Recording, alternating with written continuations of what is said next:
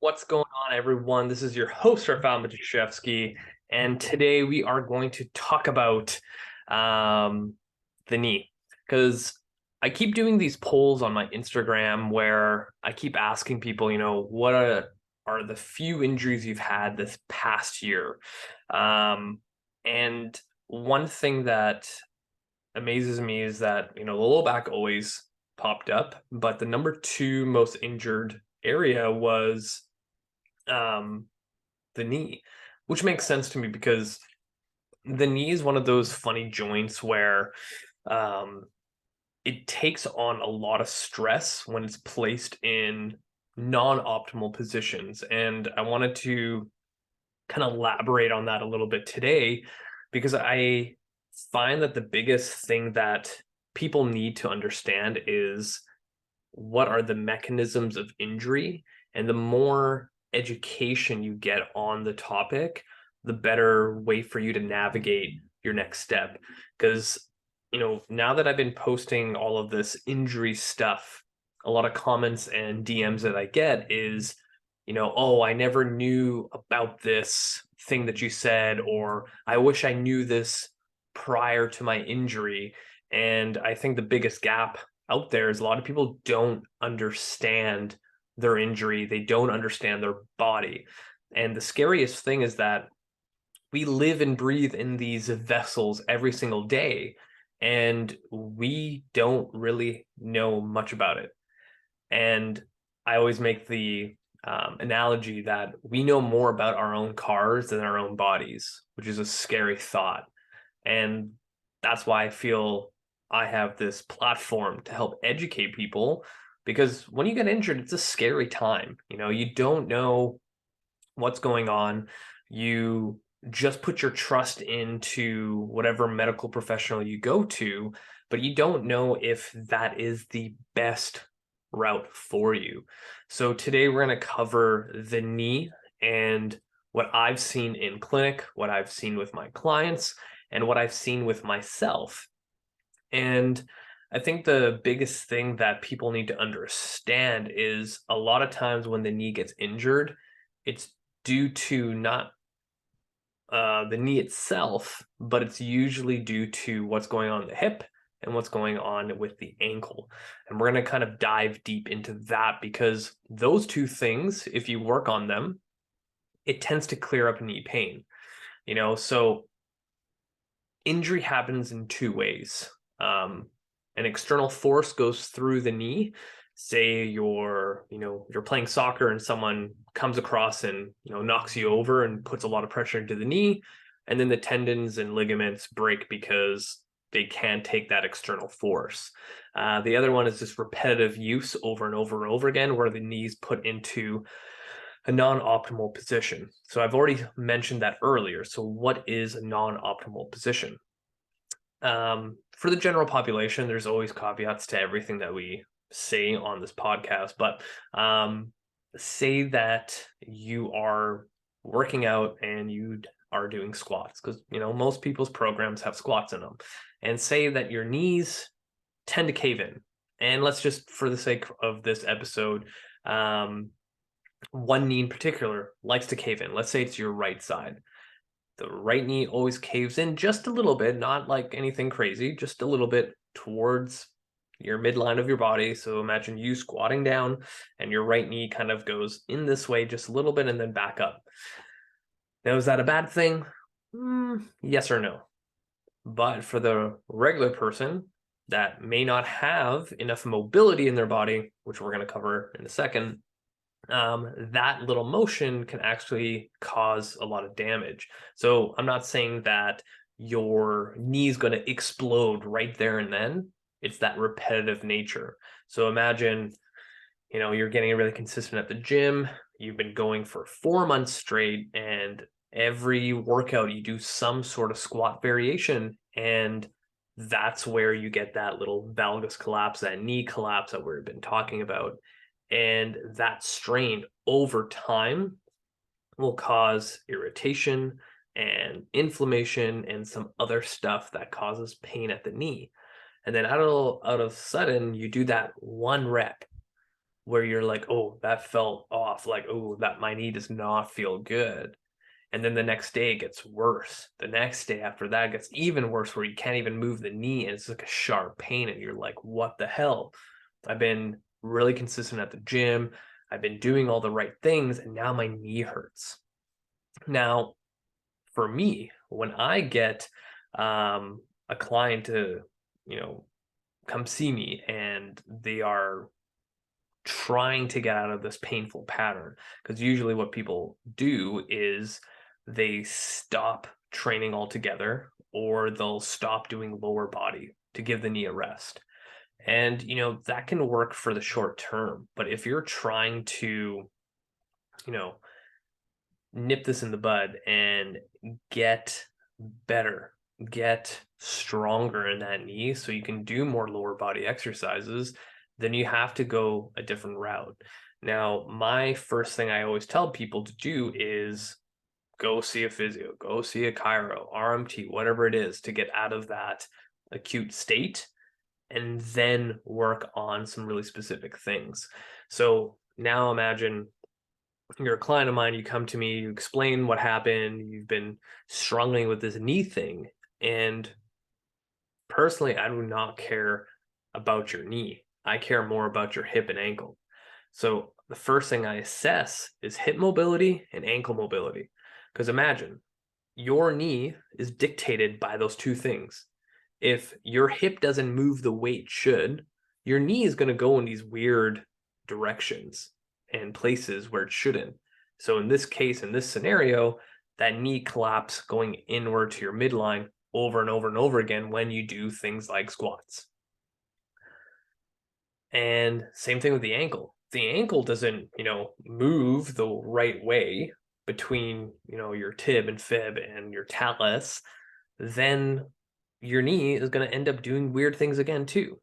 Now imagine if I had you as an individual coming to see me and both your hip and ankle don't move the way it should. They don't act like a hip and ankle joint should. Now we have a huge problem. It doesn't matter how much rehab you do for your knee or how much treatment you do for your knee, it's going to continually to flare up. And that's the biggest thing that people miss in a rehab setting. They get the painful site, which in this case is the knee, to settle down and feel a little bit better, but they don't actually go down to the root cause. That's where the magic happens. Get to the root cause of what's causing the knee injury. It's not the exercise, it's the joints above and below.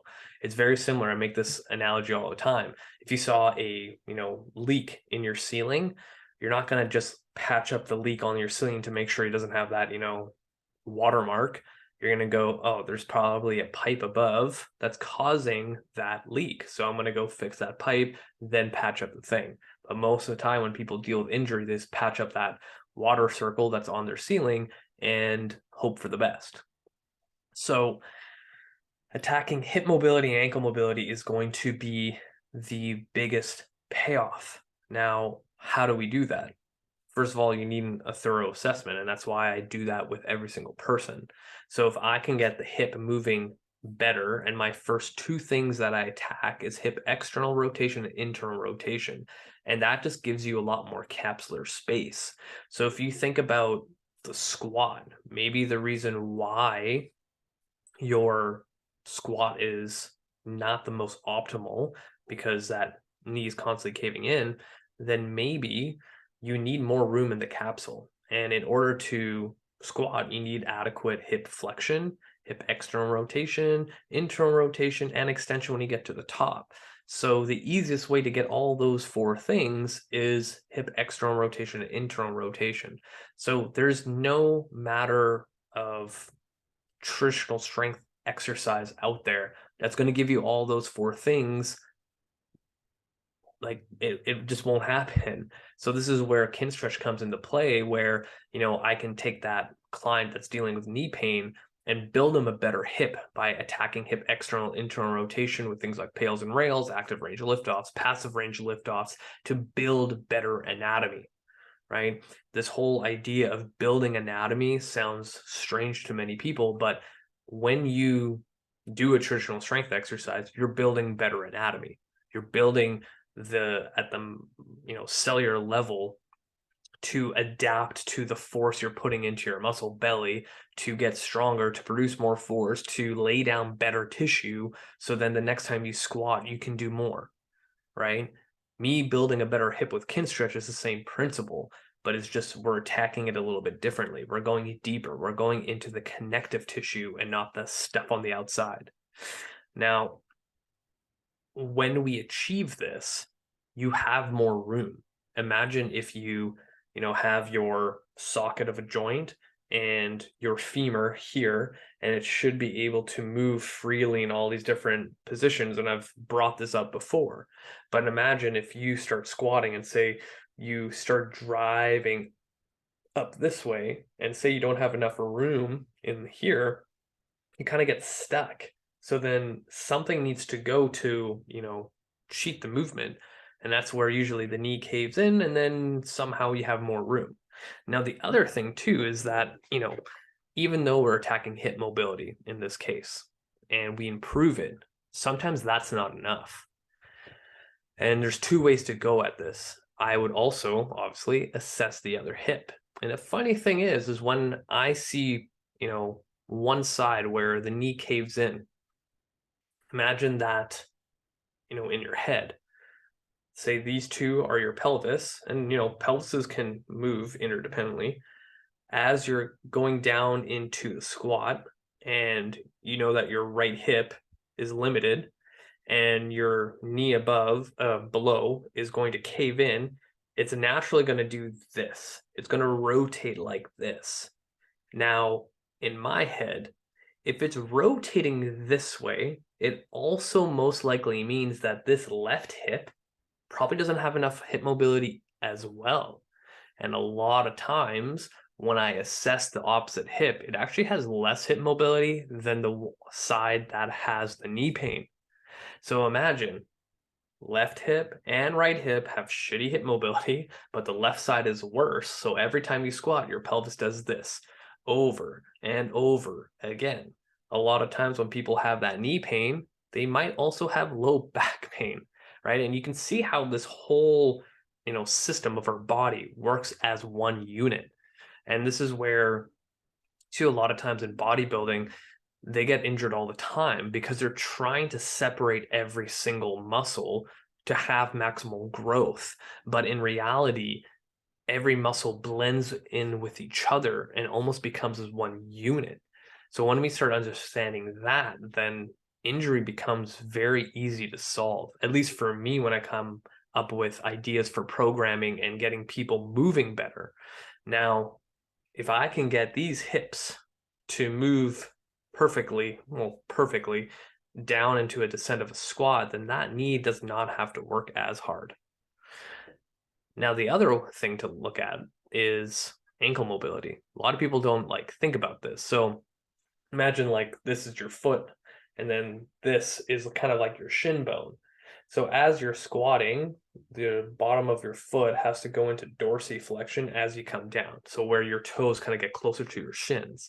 Now imagine if you have an ankle joint. So this is the top of your shin. This is the bottom of your foot.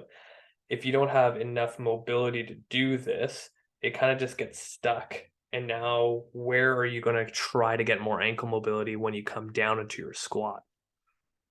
The knee is going to do a weird thing, because ideally as you come up, this also moves into external rotation, because the entire knee itself can actually go into internal and external rotation. It gives you room to squat down, but a lot of times people don't have that again. And this is the thing that I always go back to is, people are doing exercises onto a body that has no business doing those exercises. And a lot of times people pick up these exercises because they're, known around the world, and, they see it on Instagram, TikTok, whatever, and they just assume that that's what they can do. But the people that they're watching online move really well. They have the ability to do those things repetitively over and over and over and over again.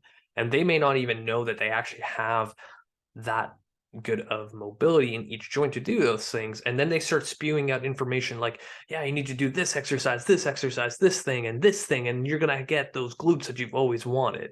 Even for me, like I literally posted yesterday about um, 4 exercises for glutes, and it was like deadlifts, hip thrust, blah, blah, blah. And like, yeah, those are great exercises.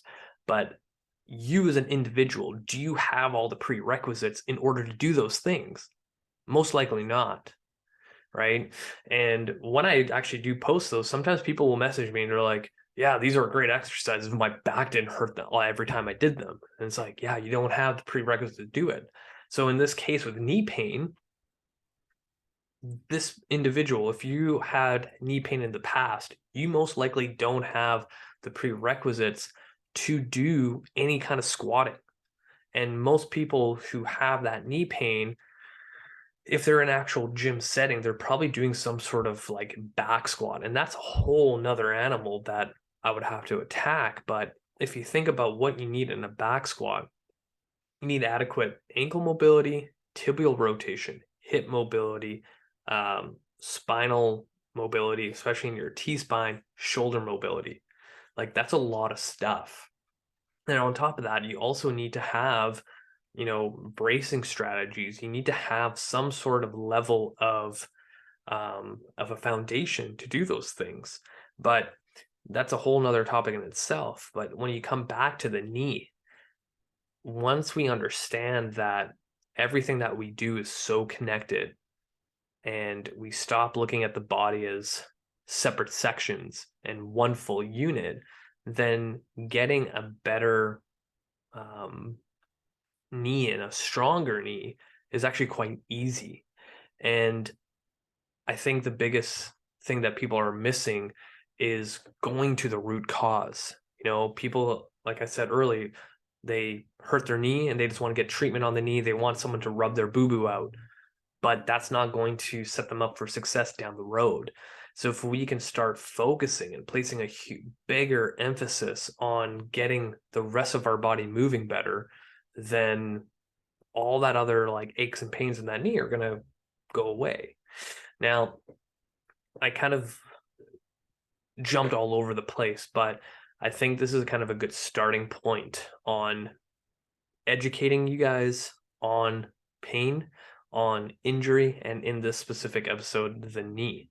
Now, I've already done, I believe, 2 episodes on the knee itself where we go through the anatomy, we go on some like exercises, but every time I bring up any kind of pain topic, my first go-to thing is like go see physio, chiro, or some sort of medical professional to rule out anything else. Because we haven't even talked about like ACL tears, meniscus tears, things like that, because that can also be a thing.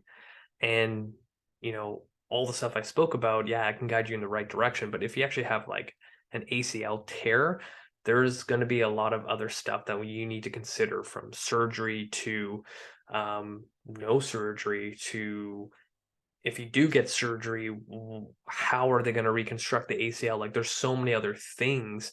And what is the proper progression for ACL rehab? Like there's so many things that we can go into, but I think this is a great starting point. And I think I'm going to end it there because I can probably just spew more and more and more stuff. But if you guys have any questions, feel free to reach out. If you haven't done so already, subscribe to my YouTube channel. We're almost at 600 subscribers, which is crazy to me. So thank you for all the support. Add me on Instagram, Facebook, TikTok, and share this podcast with your friends and family. And again, if you have any questions, like 100% reach out. I'm more than happy to help. And thank you once again, watching me, listening to me. You guys have been amazing. Until next time.